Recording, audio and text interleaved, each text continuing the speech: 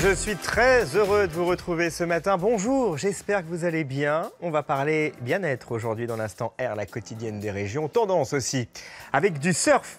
Et vous allez voir que ce qui marche dans ce sport, ce n'est pas forcément les planches qui glissent sur les vagues, non, mais les vêtements qui y sont associés. La mode des surfeurs plaît et c'est un marché qui fonctionne très bien. C'est ce qu'on verra à Hossegor. On va débrancher de notre quotidien aussi, loin du bruit, loin du stress, loin des tâches ménagères. On va vous inviter à réduire votre charge mentale. On va participer à une séance de méditation dans une grotte. Mais avant, on remonte à la surface. Vous le savez, le soleil peut devenir notre pire ennemi si on ne sait pas le dompter. Il peut être responsable de mélanome. On en dénombre 7500 chaque année en France. Avant l'été, on s'interroge donc quels sont les réflexes à adopter pour se protéger des UV tout en bénéficiant de leurs effets positifs parce qu'ils en ont. On vous dit tout dans notre instant pratique. Dès que le soleil pointe le bout de son nez, êtes-vous plutôt lunettes, chapeau et crème solaire ou au contraire bronzette prolongée sans protection particulière? Vous savez que la première réponse est la bonne, mais en matière de prévention des cancers de la peau, il y a encore beaucoup à faire. Il y a les bons et les moins bons élèves. Écran total, tricot anti-UV et j'ai un nouveau parasol qui normalement devrait être anti-UV aussi. Donc on se met tous à l'abri, puis on reste que 2 heures, là on va bientôt repartir. Vous vous protégez? Pas vraiment, pas vraiment. C'est un mauvais réflexe, je me dis que dans des courtes durées, ça sera moins impactant, mais je sais que c'est pas vrai. Voilà, mais c'est des mauvais réflexes. Des mauvais réflexes qui ont la vie dure, surtout chez les générations qui n'ont pas été habituées à se protéger. On va devenir un sujet à risque parce qu'on a une exposition au soleil dès le plus jeune âge, parce qu'on a eu des coups de soleil dans l'âge jeune, parce qu'on s'est exposé de manière très chronique. Et puis l'excès de soleil ne cause pas seulement des maladies graves, il provoque aussi un vieillissement prématuré des tissus cutanés, un argument esthétique qui fait souvent son effet. Personne maintenant n'accepte d'avoir des rides ou des kératoses sur son visage ou sur son corps, donc s'ils ne veulent pas vieillir, eh bien, avant de faire des injections ou du botox, il faut se prévenir en mettant des crèmes. Mettre des crèmes, ne pas s'exposer au moment où le soleil tape le plus fort, porter des vêtements adaptés et des lunettes de soleil, les recommandations sont assez faciles à suivre et il ne faut pas s'y mettre seulement en été, mais dès le printemps. Les premiers rayons du soleil sont en fait les plus dangereux puisque la peau n'est pas encore préparée. Il faut préparer sa peau en prenant des capsules de bêta-carotène. Donc un mois avant c'est le mieux ou 3 semaines avant. En prendre aussi pendant la période d'exposition et ensuite 15 jours après le retour des vacances. Et pour les adeptes des salons de beauté, rien de mieux qu'un soin en institut pour préparer sa peau et pas seulement celle du visage. Un gommage du corps est idéal. C'est très important d'exfolier sa peau afin de permettre à la peau d'être beaucoup plus jolie. Le fait d'exfolier et de retirer les cellules mortes, le bronzage va être beaucoup plus lumineux et beaucoup plus joli d'aspect. C'est une obligation de préparer sa peau au soleil. Les gens y pensent plus ou moins. Des réflexes indispensables pour bien vieillir, mais attention, le soleil n'est pas non plus un ennemi et a des vertus. Une exposition raisonnable permet de faire le plein de vitamine D. Et pour prévenir toutes les maladies de peau, il est également recommandé de consulter un dermatologue une fois par an. Oui, des journées portes ouvertes sont organisées la semaine prochaine auprès de spécialistes, auprès de dermatologues. N'hésitez pas à vous renseigner pour connaître les manifestations qui sont organisées dans votre région. Donc on l'a compris, bien protégé avec de l'écran total, nous voilà fin prêts pour affronter les vagues. Le surf n'a jamais été aussi tendance. Enfin, pas le sport en lui-même, non, mais la mode qui est associée. C'est vrai que certains ont vu les choses venir et ont su créer des marques très identifiées autour du surf avec des collections spécifiques et qui plaisent, que l'on soit surfeur ou pas. Vous savez, c'est souvent très coloré avec des tissus particuliers. On s'est rendu à Hossegor, un spot connu et reconnu pour ses vagues et pour ses magasins aussi. L'histoire du surfwear débute dans un petit village australien. 4 surfeurs créent Rip Curl et Quicksilver. Rip Curl est le premier à poser ses planches près de l'un des plus beaux beach breaks du monde, Hossegor, en 1982. Mais qui aurait parié que le surf deviendrait une économie? Moi, je fais partie de cette génération des années 70 où on a vécu le surf en rebelle. Et pour rien au monde, on aurait imaginé, bon, peut-être un magazine, mais de là à développer un business, des écoles, tout ça, mais c'était à milieu, enfin, on n'y pensait pas. Gibus de Soultré, surfeur, globetrotter, est le premier journaliste français à suivre la vague. il a assisté à l'émergence d'un mode de vie symbole de liberté, devenu un miracle capitaliste. Les marques sponsorisent les compétitions, elles s'appuient sur leurs champions. Kelly Slater devient à l'époque une icône. L'industrie du surf en Aquitaine génère plus de 2 milliards d'euros de chiffre d'affaires. Le surfwear, il a explosé dans les années 80-90 et le surf identifiait la valeur de la liberté, du voyage, de retour à la nature, etc. Et puis la mode de la plage faisait rêver la ville. Voilà. Et donc ça a tenu jusque... C'est un modèle économique qui a fait rêver et qui a tenu jusque dans les années... début des années 2000.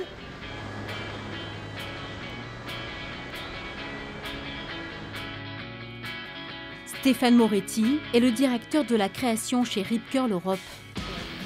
Bonjour. L'esprit est toujours celui des fondateurs, des surfeurs fabriquant leurs combinaisons et leurs maillots de bain appelés board shorts.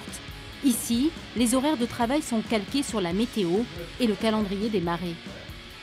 Les horaires sont assez flexibles. En fait, elles sont adaptées aux besoins. Par exemple, si les gens ont besoin d'aller au surf ou d'aller profiter de la plage.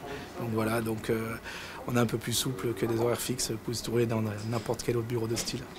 Une douzaine de designers graphistes travaillent sur la prochaine collection de surfwear de la marque. Autrement, ce qu'on disait, c'est qu'on peut surteindre le denim aussi. Comment on dit ? L'overlay ? Ouais. Ah ouais, ça va être chou. Dans le surf, on dit qu'un banc de sable qui disparaît finit toujours par se reformer autre part. Si le surfwear a connu le creux de la vague, les pratiquants sont toujours plus nombreux dans l'eau. De tous les horizons, ils véhiculent des valeurs de base, comme la communion avec la nature. Il y a 8 ans, 2 étudiants biarros font le pari du tout écolo. Alors la matière, c'est de la bouteille plastique recyclée. Donc c'est de la fibre de PET recyclée avec un petit peu de spandex, qui fait que c'est un produit qui sèche vite, qui est anti-irritation et qui est un petit peu stretch, donc très confortable. Matière recyclée, coton bio et Made in France, la Stage joue la carte écolo jusqu'au bout et ça plaît aux surfeurs et bien au-delà. Les gens sont sensibilisés par ce côté respect de l'environnement et il y a même des gens qui ne sont pas surfeurs ou pratiquants de sport de glisse qui sont susceptibles d'acheter des shorts de bain en bouteille plastique recyclée parce que le concept leur plaît ou alors des chaussettes fabriquées en France parce qu'ils aiment bien le concept. En Nouvelle-Aquitaine, l'autre spot qui inspire les styles vestimentaires de la rue, c'est Bordeaux, la capitale européenne du skate. Une image forgée avec la star du moment, Léo Valls. Hey guys, welcome to Bordeaux. Avec des planches très stylées, le skater a un look qui mixe techniques indispensables comme la chaussure et un visuel plutôt sobre. Une alchimie que ce sport de glisse n'a jamais oubliée. La mode s'inspire toujours des plus jeunes, de la jeunesse. Et c'est vrai que le fait d'être dans la rue, qu'il y a un gros melting pot de gens vraiment différents quand on se rencontre dans le skate, de tous milieux, de tous horizons, je pense que ce milieu-là reste très créatif et donc nous emmène beaucoup de bonnes choses visuellement. Pas que sur le côté vraiment fashion, vêtements, mais aussi, comme on disait, sur le côté culturel qu'on peut avoir par le dessin, etc. Avant-gardistes, les boutiques de skate sont aussi des cafés ou des ateliers de réparation. Un mélange des genres qui casse les barrières communautaires. Les sports de glisse n'appartiennent à personne et dictent les tendances vestimentaires depuis plus de 30 ans. Sur l'océan ou dans la rue, le marché mondial de la glisse ne s'est jamais aussi bien porté.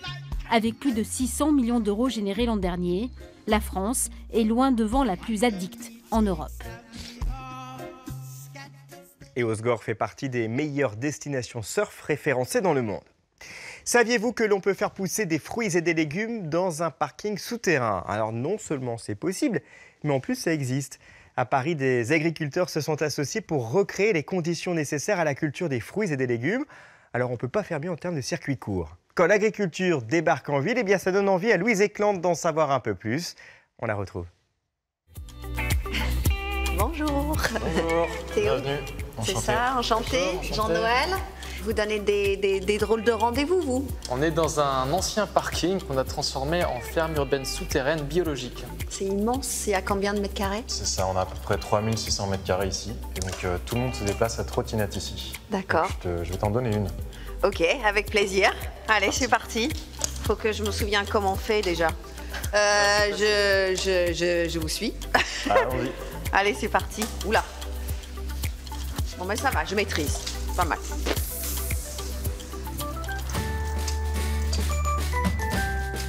Ah, qu'est-ce qui se passe ici, les garçons? On est dans la champignonnière et là, ce qu'on voit pousser, c'est des pleurotes. Et donc, c'est vraiment un milieu propice pour la culture ici? Parce qu'on peut se dire, ah, c'est un parking quand même, est-ce que les légumes sont pollués? Est-ce que ça aura un goût de diesel? Enfin, je force le trait, mais... Bien sûr, hein, c'est la première chose qu'on s'est dit aussi, mais on a fait attention, on l'a nettoyé, on a fait des analyses et on a vu que c'était bon. Les champignons poussent très bien, il y a de l'humidité, il y a de la lumière, il y a de l'air, tout va très bien. Qu'est-ce que vous cultivez d'autre dans ce parking? Plusieurs choses, on cultive différentes variétés de champignons, des jeunes pousses et aussi des endives récemment. Voilà. Comment vous avez récupéré cet endroit? C'est quand même très étonnant. Alors c'était suite à un appel d'offres à projet qui avait été lancé par la mairie de Paris, qui s'appelait Pariculteur. Et c'était ICF La Sablière qui a mis en jeu ce site-là. Et nous, on a été lauréat du site en novembre 2016. Et sous, en fait, une barre d'immeubles qui compte à peu près 350 logements sociaux. Wow. Et le projet qu'on a proposé, c'était aussi d'essayer d'inclure les résidents un maximum. On essaye d'embaucher aussi localement et on propose des récoltes à des tarifs préférentiels aux résidents. Vous avez combien de salariés aujourd'hui? Aujourd'hui, on est 10 sur Paris. C'est chouette. Donc, projet social aussi? Oui, on peut dire ça. Ouais. Ok, ça vous a coûté cher? Le lieu est mis gracieusement à disposition. On paye un petit loyer quand même. Après, ça coûte d'installation, évidemment. Ouais. Qu'est-ce que vous apportez de plus? Notre vraie plus-value, c'est qu'on est au plus près des consommateurs. Donc, ça nous permet, nous, de livrer plus de clients et aussi d'avoir une certaine fraîcheur, en fait. Donc, on essaie de profiter un maximum de cet environnement urbain pour tous nos canaux de distribution.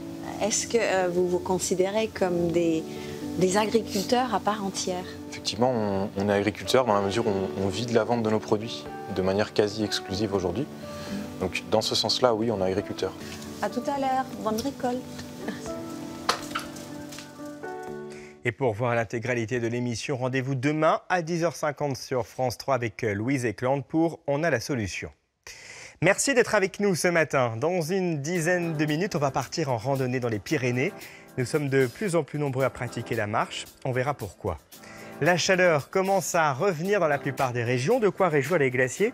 À Strasbourg, une famille conçoit des glaces depuis les années 30. Nous sommes allés les voir. Et puis, nous allons décompresser. C'est important de relâcher la pression, de se dégager d'un quotidien souvent lourd. Alors, on nous a conseillé la méditation de pleine conscience. Il paraît que ça marche très bien. Et si vous le faites dans une grotte, le dépaysement est total. La preuve dans le Gard. Myriam emmène son groupe vers une grotte. Le décor est impressionnant, l'atmosphère solennelle. On s'entend respirer. Inspirez par le nez. Expirez par la bouche. Apprendre à faire taire ce mental qui tourne sans arrêt. De se déconnecter de nos journées de travail avec le portable, avec l'ordinateur, avec la voiture, avec les feux rouges, avec les klaxons, avec tous les gens qui discutent autour. Et en fait, c'est comme si on retournait nos yeux, nos oreilles, pour être vraiment à l'écoute de ce qui se passe à l'intérieur. Et dans cette écoute profonde, ce qu'on entend, c'est le silence. Tel qu'on l'entend là, à cet instant, dans cette grotte.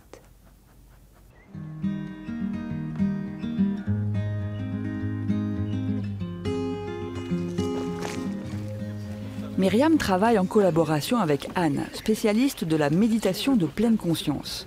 Anne apprend aux stagiaires à revenir en eux-mêmes, à être ici et maintenant. Pour cela, il faut bien sûr lâcher son portable. Notre présence peut se poser dans ce qui est, par exemple, comme le ciel bleu sans nuages. Nathalie médite depuis plus de 20 ans. L'expérience, ça a du bon. Tout à l'heure, après la pratique, j'avais l'impression d'être shootée. Pourtant, j'avais rien appris d'illicite, j'avais rien appris de chimique. Juste une grande... je dirais même pas le bonheur, parce que je sais pas ce que c'est, mais une sorte de joie. Enfin, j'avais l'impression de me ressourcer. Voilà. Brigitte, Hubert, Anne-Marie et les autres font de la méditation depuis peu de temps. Ils pratiquent en stage, mais aussi chez eux, Pour certains, cela peut être même une révolution. Ruth a passé plusieurs jours ici à méditer en silence. Elle avait besoin de faire le point sur sa vie professionnelle. Il n'y avait que le travail dans ma vie. Il fallait que je coupe. Ouais, c'était la réponse, c'était de faire ça. Après, j'ai démissionné et j'ai changé ma vie.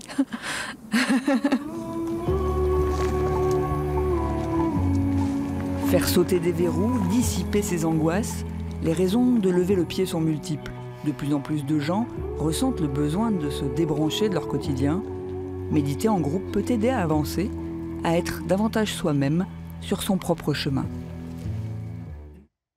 Et si vous souhaitez approfondir ce sujet, j'ai trouvé ce site qui vous intéressera. Regardez méditation-pleineconscience.fr.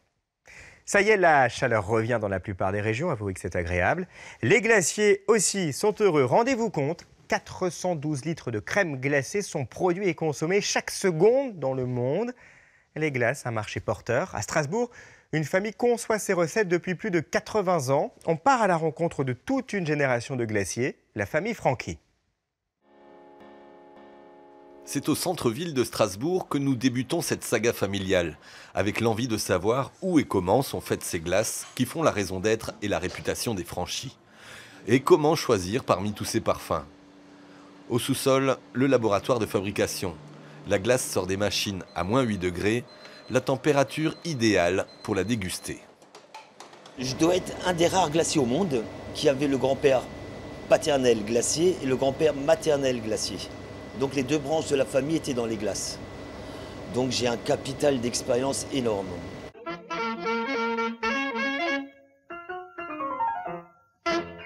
C'est en 1934 que l'affaire est lancée par Joseph Franchi, fraîchement débarqué d'Italie.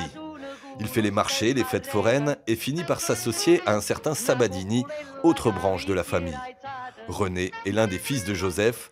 Il a bien connu le parc des Comtades où il venait faire le glassman avec son triporteur, avec lequel il pouvait faire jusqu'à 40 km par jour en parcourant différents quartiers de Strasbourg.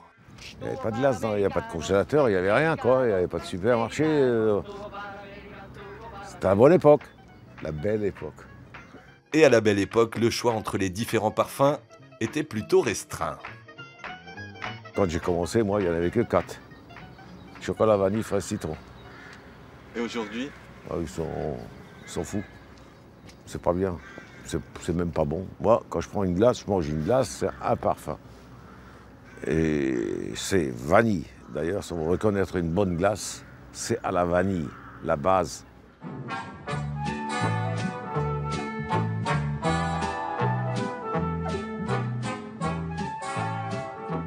Avec les premiers rayons du printemps, le stand du Bon Pasteur à l'Orangerie propose ses premières glaces de la saison. Un stand fabriqué en Italie. Quand je viens à l'Orangerie, je prends une glace, voilà. Ça fait partie de la promenade. La plus grande joie, c'est de voir les enfants arriver avec des yeux tout brillants, avec les nouveaux parfums, ou partir avec une glace au citron. Pour eux, c'est un moment magique. Donc ça, c'est vraiment très très joli. Issam est employé depuis 10 ans. Il n'aurait jamais imaginé travailler pour la famille Franchi. Tout petit, dans sa cité de Bischheim, il admirait le marchand de glace qui passait 2 fois par jour. Son héros, c'était René, qui un jour l'a fait monter dans sa camionnette. C'était un peu le paradis, quoi, parce que j'étais le seul enfant, quoi, à rentrer dedans, parce qu'il n'avait pas le droit, mais bon, c'était mon petit cadeau et j'étais heureux, comme tout, quoi. Il existe encore le vieux triporteur des débuts remisé dans un des entrepôts, témoin d'un passé où on maintenait le froid avec des pains de glace. Et tant que René vivra, pas touche à ce vestige d'une vie de labeur où, dit-il, il s'est éclaté. Bon, et comme il fait beau, on va marcher à l'image des 18 millions de Français qui pratiquent la randonnée, un chiffre fou quand même. Alors on peut emprunter plein d'itinéraires, comme par exemple le GR10 qui permet de traverser les Pyrénées. Mais pourquoi la rando est un sport qui marche? Qu'est-ce qui motive les randonneurs? Vous allez voir qu'il y a la volonté de se dépasser, mais aussi de se retrouver une sorte d'introspection et au final de bien-être. Regardez.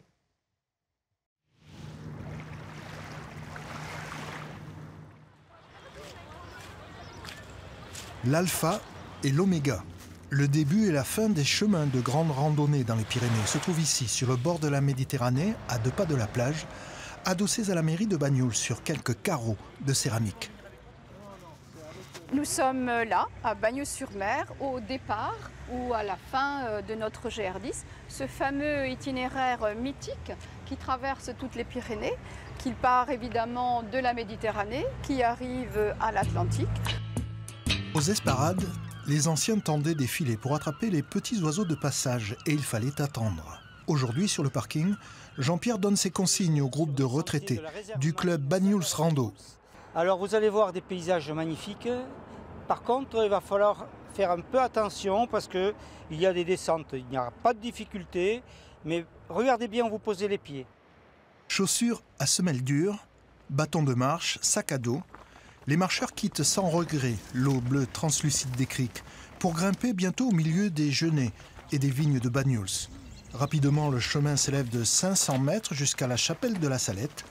La progression en terrains escarpés correspond aux attentes des marcheurs. À force de ne plus pouvoir courir et machin, la randonnée, c'est le refuge des anciens sportifs. Avec mes 88 ans passés, je mène le groupe, si on peut dire.